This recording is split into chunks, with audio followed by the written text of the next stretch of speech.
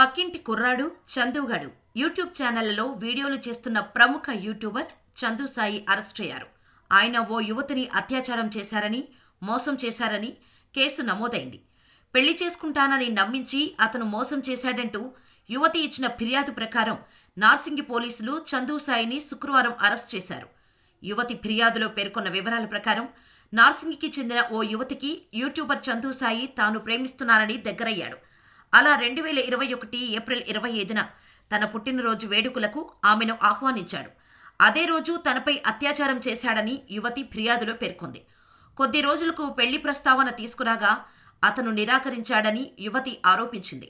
ఎన్నిసార్లు అడిగినా ముఖం చాటేస్తుండటంతో అతడి చేతిలో మోసపోయానని గ్రహించినట్టు యువతి తెలిపింది. దీంతో తాను పోలీసులను ఆశ్రయించినట్టుగా బాధితురాలు వెల్లడించింది. దీంతో పోలీసులు చందుపై అత్యాచారం, మోసం కింద కేసులు పెట్టారు. చందు సాయితో పాటు అతని తల్లిదండ్రులు సహా ఇంకో ఇద్దరిపైన కేసు నమోదు చేసినట్టు పోలీసులు తెలిపారు. చంద్రశేఖర్ సాయి కిరణ్ యూట్యూబ్లో పక్కింటి కుర్రాడు చందుగాడు పేరుతో బాగా ఫేమస్ అయ్యాడు. ఈ ఛానల్స్లో వీడియోలు చేస్తూ డబ్బు, పేరు బాగా సంపాదించాడు. అతడు చేసే కామెడీ, ఎంటర్టైన్మెంట్ వీడియోలకు లక్షల్లో వ్యూస్ ఉన్నాయి.